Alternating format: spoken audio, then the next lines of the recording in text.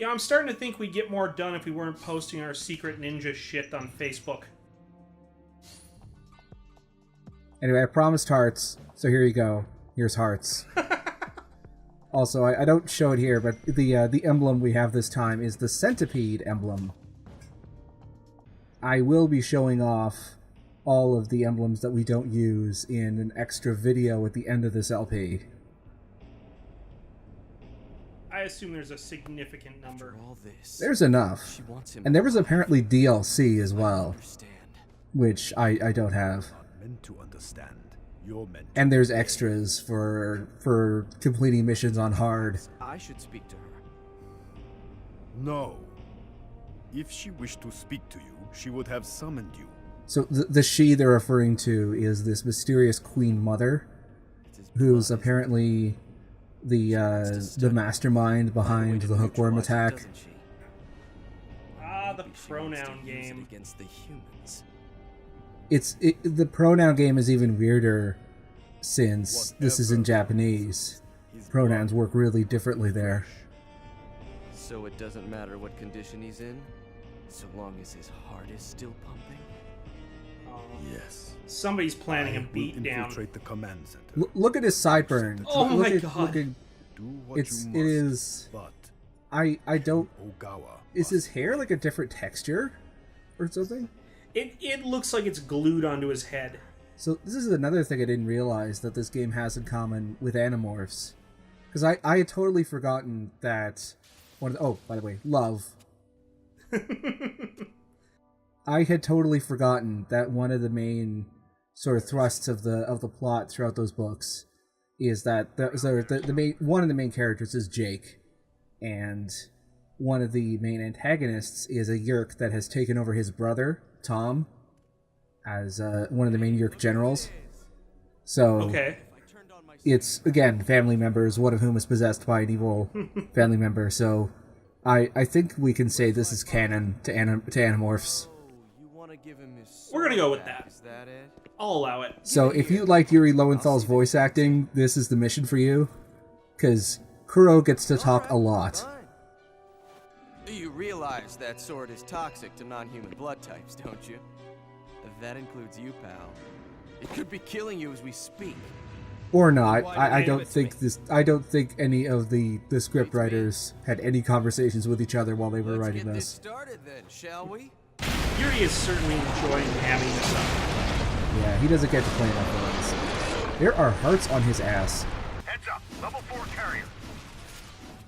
Okay, so this enemy is called the Blastmite. It has armor that has to be destroyed with the Stone Render. It also likes to bounce a lot. So once you've destroyed the armor, it has 2 layers of armor. And then you can attack it with any weapon you like after that, but you have to destroy its armor first.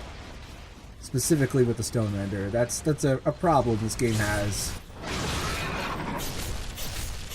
So this attack is a new attack for the Twin Falcon Knives called the Opening Gate. Oh. Very useful for sort of stun-locking smaller enemies and for dealing damage on stunned larger enemies. It also has a variant called the Windmill. We a little more Devil May Cry now. It's not as useful though on smaller enemies, I think, just because it's because enemies behave more like Ninja Gaiden, where they'll attack at random and you have to react quickly.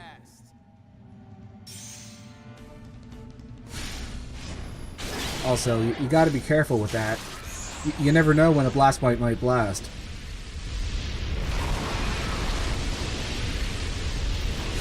Yeah, these things explode. Oh. This is gonna be good. Ooh. Stuck the landing. That QT in particular is so difficult to get properly because of the lag. So one thing I never really got to show off during these running down building sections is that you can use the left stick to slow down your speed. I guess if you're not lined up properly with an enemy, you can sort of slow it down. But the thing is that you can't actually change your direction while you're slowing down, which kind of takes away the usefulness from it. That seems like an omission. I was also trying to see if you could parry attacks while you're running down, but apparently you can't. They want you to do this fast and frantic. And yet they gave you a slowdown move.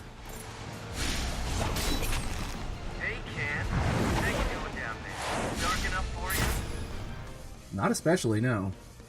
I'm finding this very well lit. Thank you. Okay, so here's the game. I lured some giant bomb bugs to key locations in the tunnels. If just one of them blows up, it could take out an entire city block. Think you can find them all before I get bored?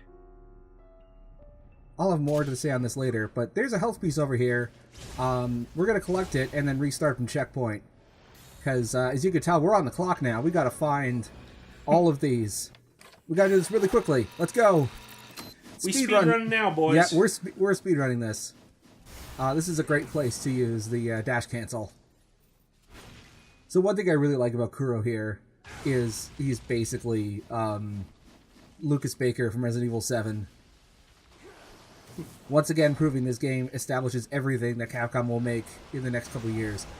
So this stone render door over here won't actually activate until you light that plant on fire on the other side. It's all event trigger based. So water conducts electricity, obviously, and you will get stunned if the projectile enemies on the other side here hit you with their melee attacks, even if you parry them. So here I just use Ninja Vision to slow down time so that I can dash past them before they get a chance to fire.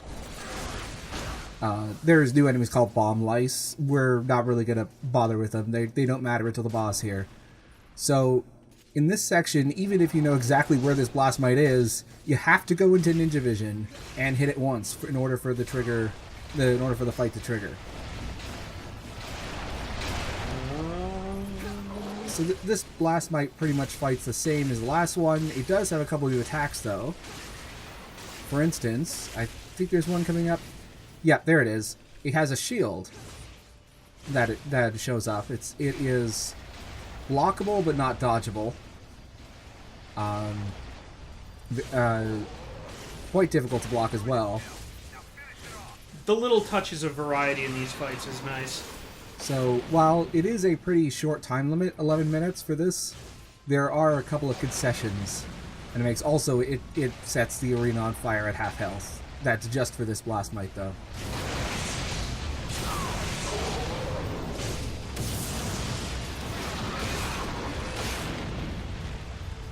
There are a couple of concessions that this area makes for the timed mission. For instance, it stops during the totem maze, which is nice. Probably a good thing, because some of these are ridiculously long. Yeah.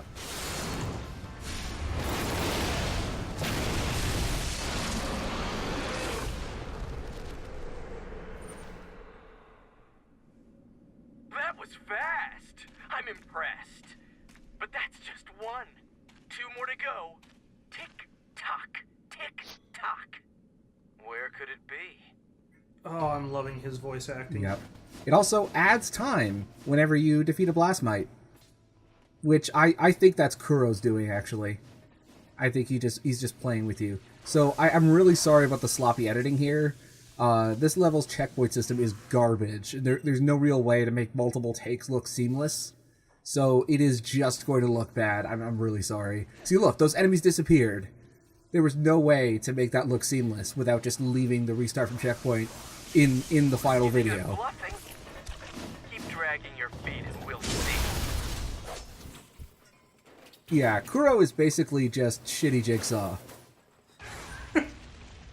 In the same way that Lucas Baker will be. Oh, hey, look, it's a cheat piece. I'm not going to... spoilers, now that I've recorded everything at this point. I'm not going to be collecting all of them, all the health and chi upgrades. I will collect most of them, though. Ticking, Ken. You better hurry. But I will still collect all the shinobi emojis and get the special weapon that we'll be getting for that. So, thankfully they don't do the same horrible thing with the grapple wire prompt here that they do with the door earlier, You could still use the grapple wire, it's just harder to move around. Also, those eggs there, I think those are... Actually, they might be like louse eggs, maybe? They have experience in them if you break them. And occasionally health. This is easily the worst level in the game, by the way. Okay, so that was a jump cut. I didn't lose time there. However, this was from an earlier take where I lost time. Look, I lost 4 minutes there. That was not a jump cut. That was me restarting from checkpoint, and somehow the game decided that, oh decided no. to cut your time down instead. In half, yeah.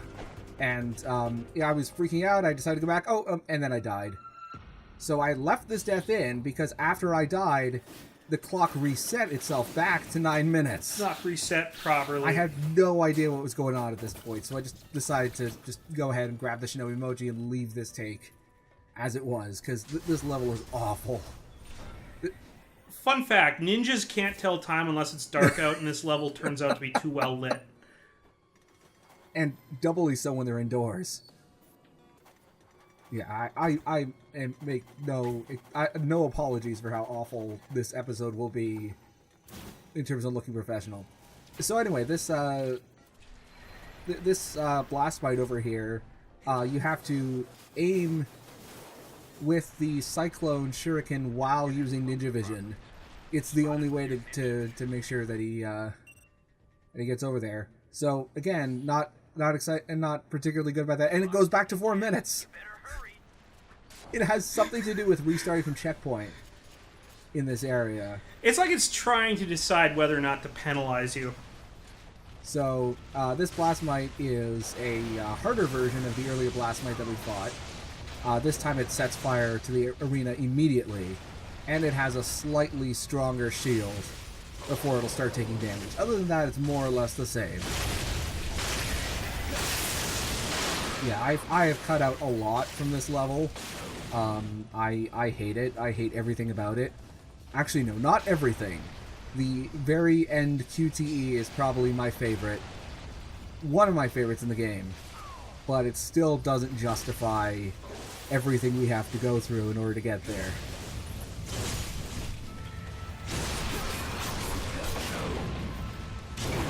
I think it was a budget trade-off. We can put Yuri Lowenthal in a level, but we have to cut the budget for that level. Interestingly enough, Kim, my guest, is also in this game, but she plays the if you have the English vocal track, or the English only vocal track. She plays the Japanese schoolgirl at the very beginning, who is infected with the hookworm. If you remember that when we recorded that episode weeks ago. Yep.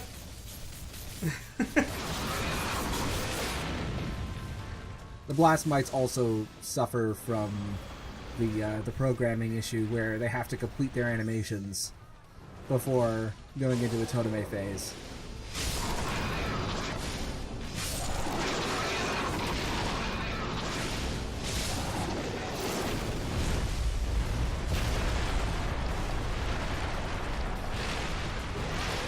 Yeah, I will say that the QTE at the end almost makes this level worth it.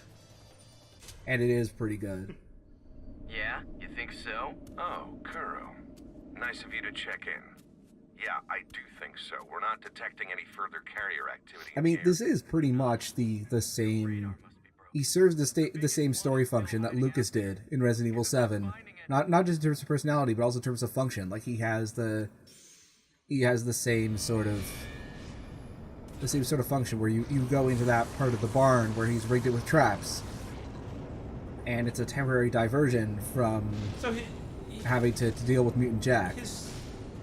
Also, I left in a failed QTE. I don't care. This level sucks.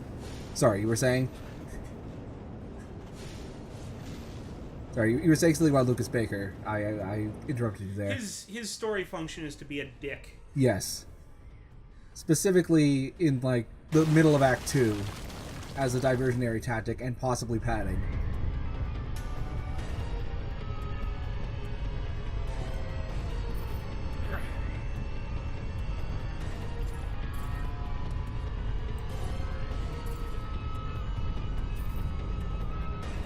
I just love the way the heart costume looks in this area. It is by far the least stealthy costume you have selected. You may want to hold off on that. Okay.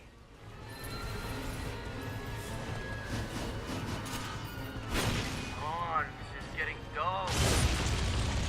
Up already.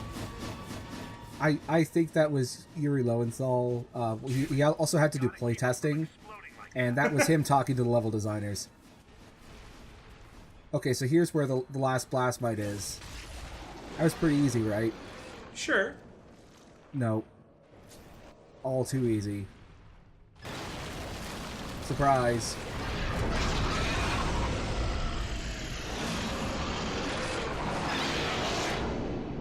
Oh, he's just gonna keep moving the goalpost, isn't he?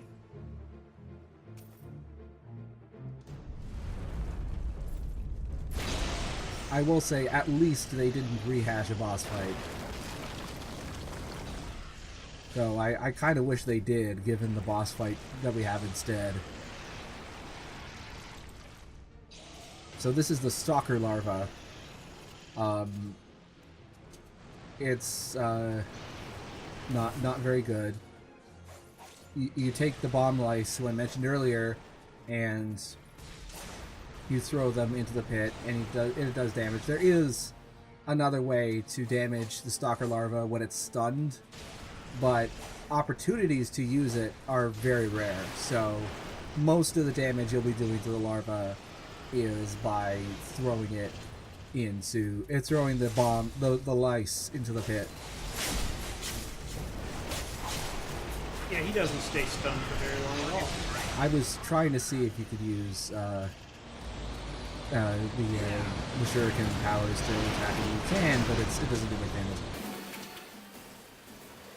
So I fast forwarded through most of this. It's a pretty awful boss fight.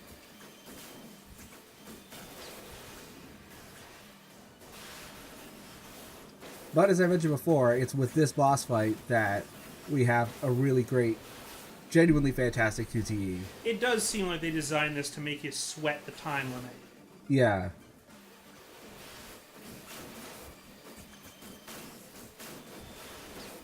Like there is a level later on which is like the obligatory reuse all the previous assets level, and even that I think is more entertaining to play than this.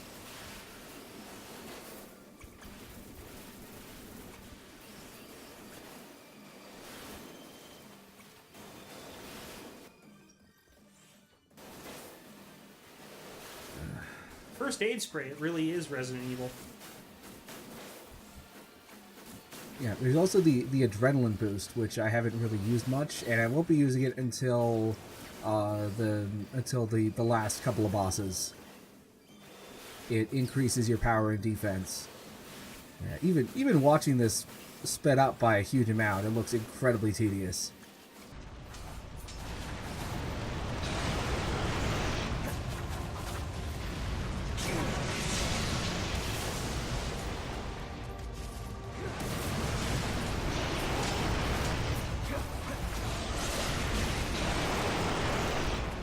Plus, now that even though we've brought it down to 0 HP, it still had to go through that extra animation before we could do the Toteme.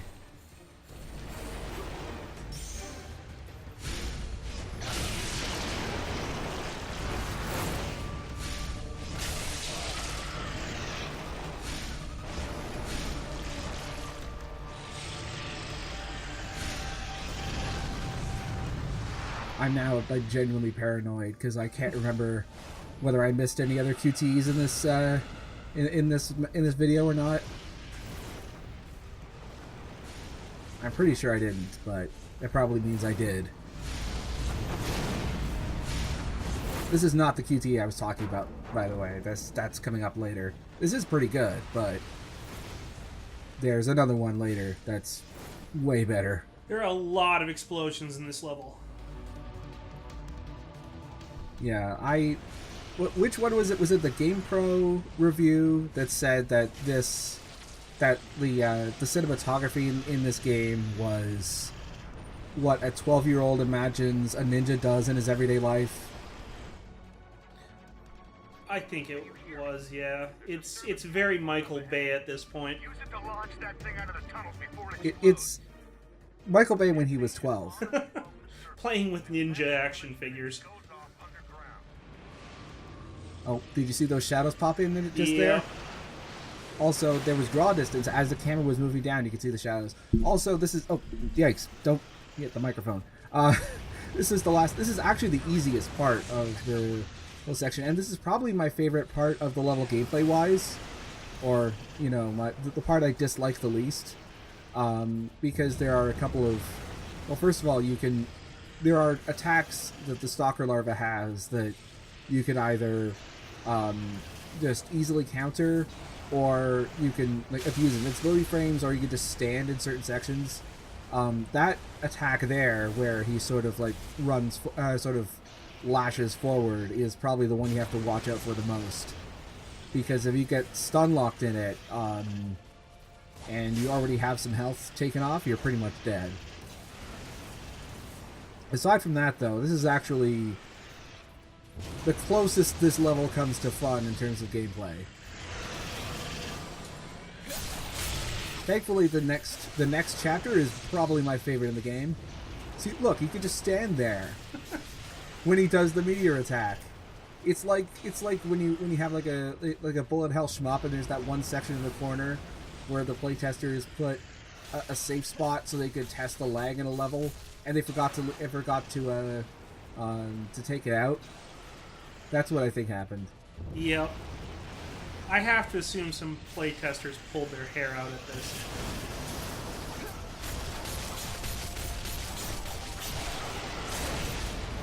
So our goal here is just to push the larva back, really. You're just wasting your time. Give up already.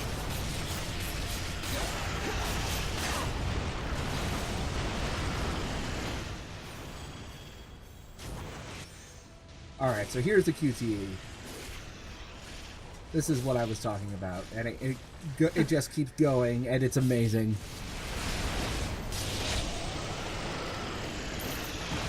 It also continues the trend of the QTEs in this game trying to take sequences from comic book movies and one-up them. Actually, no, it couldn't be, because this came out 3 years before the comic book movie in question, but, you know, let's just pretend they had a time machine. The cables are severed. Then you'll have to trigger it manually. Find the service hatch and prime the hydraulics. Got it. Endure picking that door. Perfect door. They only had the one word. It's always endure for mashing.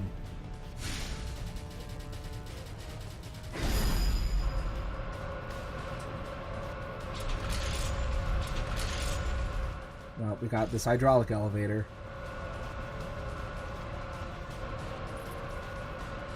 Very nice of the stalker larva to just sit there. Oh, nope, never mind.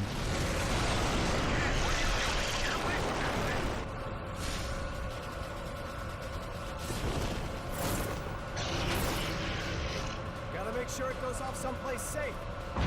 Some days you just can't get rid of a bomb. Cool, fireworks. Kid, you're crazy.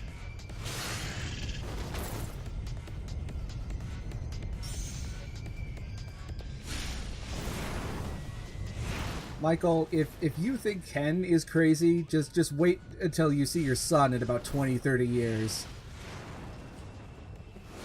So, this is how you get rid of a bomb, apparently. They really like that moonshot. Like, that was from Chapter 1. Do you remember, when they were getting rid of the, of Arachne? So that's, I think that's, so 3 years before Tony Stark was getting rid of a nuke in space. Ken Ogawa was, you know, he was doing his thing. Sending bugs into orbit. Well, almost into orbit, like more like approaching the ozone layer. So let's see if that made any dent on the infection rate, shall we? No, I'm hoping it goes down. I'm hoping we've had an effect here. Oh, we got the Endless Flowers costume. Oh, a nice paisley.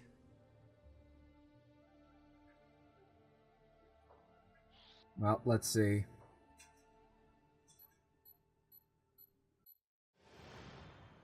Nope. Oh, come on! It's never good enough. Ever. Just, Time to maybe get a doctor to look at this or something? well, if statistically speaking, 65% of the doctors are already infected. So now you just have the undergrads left. What are they going to do? I don't know, but I don't think it's covered under my HMO.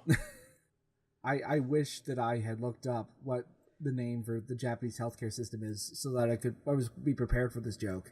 Maybe I should do that in between episodes.